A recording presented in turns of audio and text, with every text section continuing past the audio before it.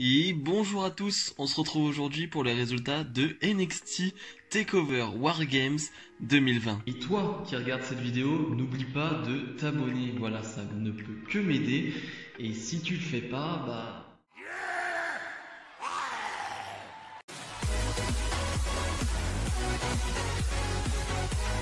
Et on débute avec les Wargames féminins qui voient s'affronter la team Candice LeRae composée de Candice LeRae, Dakota Kai, Raquel Gonzalez et Toni Storm face à la team Shotzi Blackheart composée de Shotzi Blackheart, de Ember Moon, de Rhea Ripley et de bien sûr Yoshirai.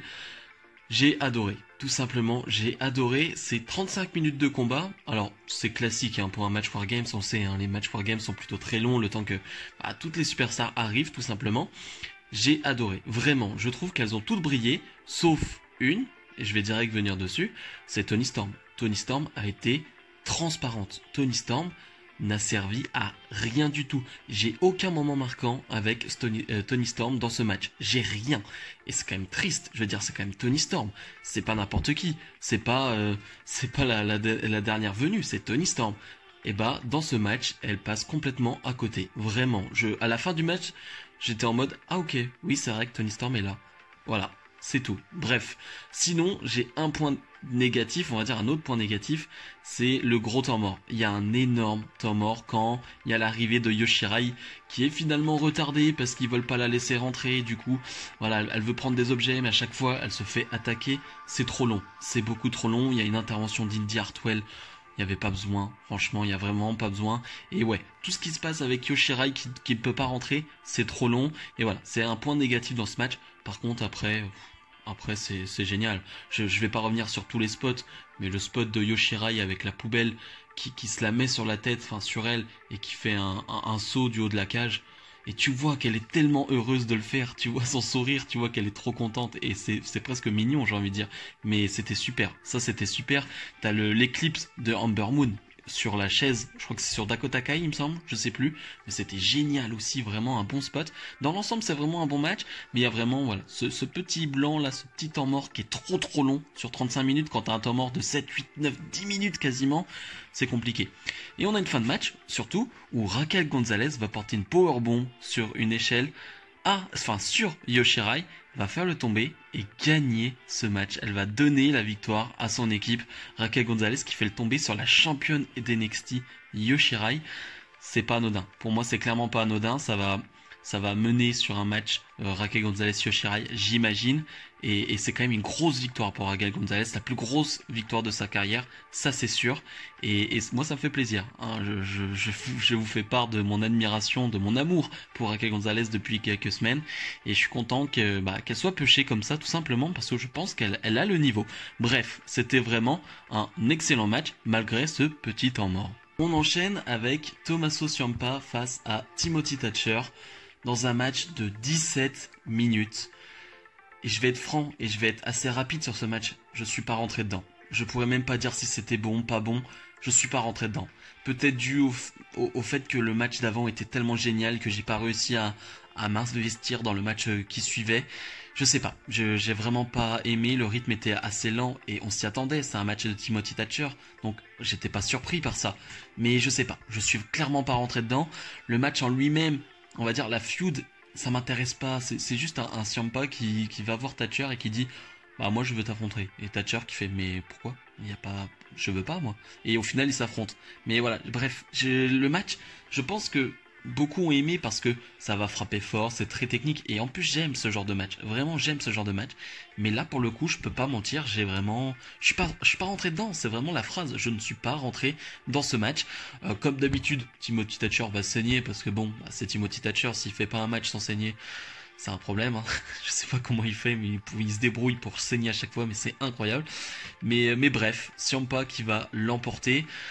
Je trouve ça dommage, là aussi, Ciampa on lui redonne une victoire, pourquoi faire, pour aller où, tout simplement, alors qu'un Thatcher, peut-être on pouvait le pêcher peut-être un peu, je sais pas, franchement je sais pas, j'ai été perdu dans ce match, perdu dans le résultat, ouais, je suis complètement perdu. Dexter Lumis face à Cameron Grimes dans un strap match de plus de 10 minutes, je sais plus, 12-13 minutes, quelque chose comme ça. Et là, pour le coup, il n'y a pas de débat, il n'y a pas de je suis pas rentré dans le match ou quoi que ce soit. C'était mauvais. C'était tout simplement très mauvais. Il n'y a rien de bon dans ce match. Allez, un petit truc, c'est... Ok, c'est un peu brutal parce qu'avec le strap, ils vont se frapper. Voilà, c'est un peu brutal. Mais dans l'ensemble, oh, il se passe rien. Vraiment, c'est lent, c'est mou. Il y a rien, il y a vraiment rien dans ce match. C'est le vide absolu. Et j'ai même pas envie d'en parler pendant des minutes parce que c'est nul. Ça ne mérite même pas d'être dans un NXT Takeover. Clairement pas. Ça ne mérite pas mon temps. Je le savais que ça puait la merde tout simplement. Un strap match entre Thatcher et Loomis, enfin entre Loomis pardon et Cameron Grimes, c'était sûr que ça allait puer la merde, c'était sûr. Déjà que je suis pas fan des strap matchs, mais en plus entre les deux, ça matche pas. J'ai bien aimé leur match de l'horreur là dans la maison de l'horreur, c'était cool, mais sinon ça ne va pas. Cette feud ça ne va pas. Loomis qui va l'emporter. Et voilà, c'est tout ce que je vais retenir, mais sinon c'était vraiment un très mauvais moment pour moi. Petit Magneto, on va retrouver un oiseau, je sais pas si c'est une corbeille ou je sais plus. Je me suis dit merde. Sting est de retour, lui qui est arrivé à AEW. Et non, en fait, non, pas du tout. C'est clairement TikTok, Karrion Kross qui va faire son retour. Lui qui était blessé à l'épaule, à clavicule, je ne sais plus. C'était démis l'épaule. Et voilà, il va être de retour et ça c'est très cool. Enfin, moi j'ai bien aimé en tout cas l'arrivée de Karrion Kross et tout ce qu'ils ont fait autour. Maintenant, on va voir comment il va revenir. Est-ce qu'il va revenir dans le main event directement? Bref, on verra bien, mais je suis quand même content qu'il soit rétabli et j'ai hâte de voir ce qu'ils vont faire avec. Match à 3 pour le titre nord-américain. Leon Ruff défend son titre face à Damien Priest et Johnny Gargano. C'était excellent. Vraiment un excellent match. En tout cas, sur le ring. Maintenant, je vais être obligé d'être négatif là aussi. Vous allez vous dire, il abuse, il dit que des choses négatives, c'est vrai. Mais les interventions, tout ce qui se passe en dehors du match de pur catch, c'est mauvais. En fait, ce qui se passe sur le ring, c'est d'un niveau NXT TakeOver, clairement. Mais ce qui se passe autour, les interventions, le blabla, tout, c'est niveau Raw, c'est niveau SmackDown. C'est vraiment le booking Raw, SmackDown, avec des interventions, avec des vainqueurs pas terribles. C'est-à-dire que tu vas avoir trop d'interventions, trop de trucs. Ce qui fait que moi, perso, ça m'a sorti de la fin de match. Vraiment, ça m'a sorti de la fin de match. Et pourtant, ce qui se passe sur le ring, c'est excellent. Leon Ruff fait une grosse prestation. Même si, là aussi, il y a un truc qui va clairement pas. C'est Ruff qui se retrouve blessé. Donc il va s'en aller. Et il va revenir 3 minutes après. Ok. Où est la logique? C'est complètement con. C'est-à-dire que on l'a vu 15 milliards de fois ça. Mais si tu le fais, mais tu fais revenir Leon Ruff 10 minutes après. Pas 3 minutes après. Je veux dire, le spot était assez cool en plus. La powerbomb sur le plexi. C'était cool. Mais on l'a vu 15 milliards de fois, et il revient 3 minutes après. Donc ça m'a sorti là aussi. Et ça me saoule parce que Leon Ruff fait vraiment une super prestation. Enfin bref, ils sont tous très bons. Fin de match où les Ghostface, comme les appellent les Américains, vont faire des interventions, vont venir aider Johnny Gargano. Ils vont faire que d'attaquer Damien Priest. Ils sont 7, hein, il me semble. Et Johnny Gargano qui va en profiter, qui va faire le tomber sur Leon Ruff et devenir le nouveau champion nord-américain. Franchement, quelle déception. Quel est l'intérêt d'avoir donné le titre à Leon Ruff? C'est pour le redonner à Johnny Gargano. Quel est l'intérêt de le donner à Gargano? Est-ce qu'il a quelque chose à prouver encore Gargano? Bref, je sais pas. Bref, ça m'énerve un peu. Et on apprend que Austin Theory était l'un des 7 Ghostface. On nous dit, sur Twitter, j'ai vu des gens, mais on nous montre qu'Austin Theory. C'est-à-dire qu'Austin Theory étaient les 7 en fait. Je comprends pas. On nous en dévoile que 1 alors qu'ils étaient 7. Bref, c'est cool pour Austin Theory, mais l'ensemble vraiment ça m'a saoulé, la fin de match, tout ça. Bref, vraiment là je suis sur un enchaînement où je passe pas de très bons moments. Le main event de ce NXT TakeOver War Games, Undisputed Era face au clan de Pat McAfee. 45 minutes de combat et c'était fantastique. Vraiment, j'ai trouvé ça fantastique. Et pourtant sur 45 minutes, il faut les tenir, les 45 minutes. Là aussi, il y a un moment un peu plus long, comme sur le Wargames féminin, mais je le trouve, alors c'est peut-être con hein, comme remarque, mais je le trouve moins long, je le trouve un peu plus intéressant. Il est beaucoup plus court, alors que le match est plus long. Voilà, c'est tout ce que je relève.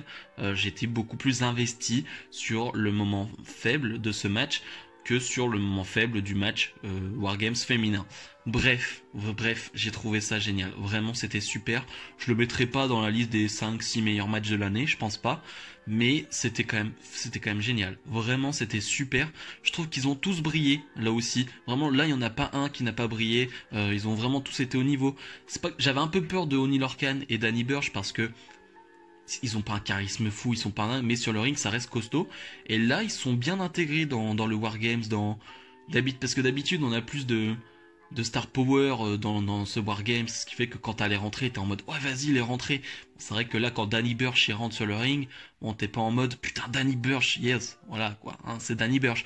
Mais je trouve qu'ils ont bien joué leur rôle en homme de main de Pat McAfee. Pat McAfee qui a été excellent là aussi.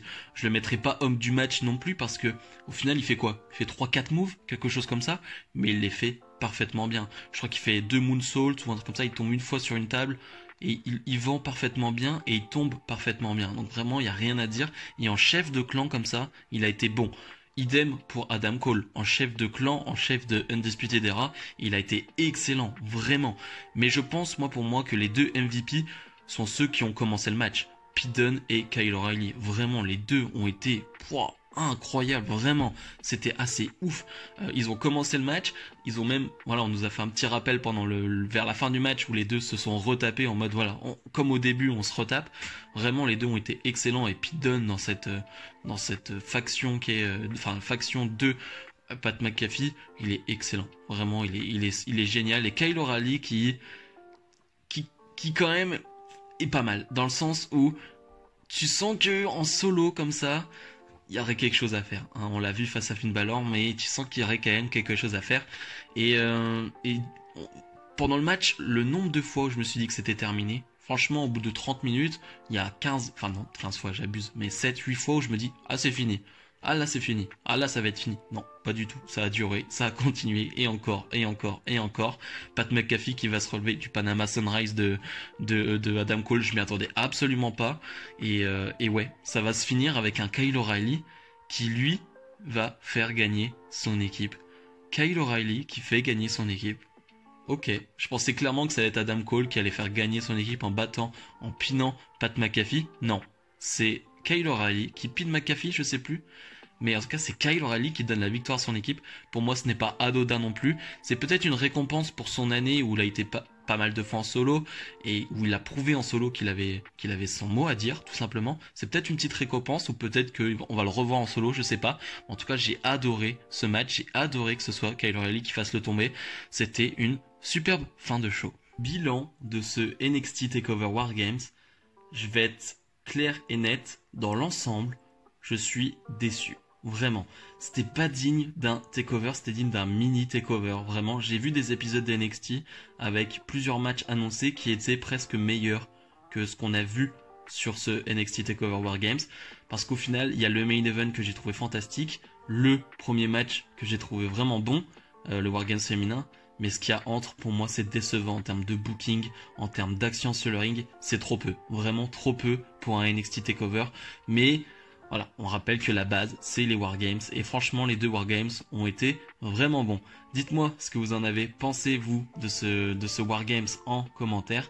Et comme d'habitude, n'hésitez pas à mettre le petit pouce bleu. Nous, on se retrouve très très vite pour la review de Raw. Salut, salut!